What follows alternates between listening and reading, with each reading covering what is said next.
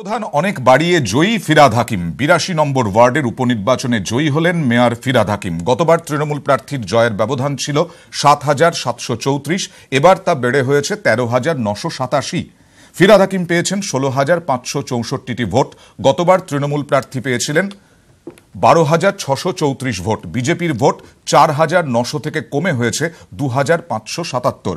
CPI এর vote ৪,২৭৮ থেকে কমে হয়েছে ১,৭৩৫ ভোট। কংগ্রেসের ৬৯৬ থেকে কমে হয়েছে ৫৩৭ ভোট।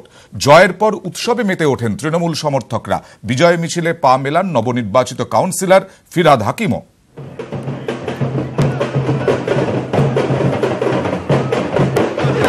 তৃণমূলের উপর ভরসা বাড়ছে, তাই দিনকে দিন তৃণমূলের পার্সেন্টেজ বেড়েছে।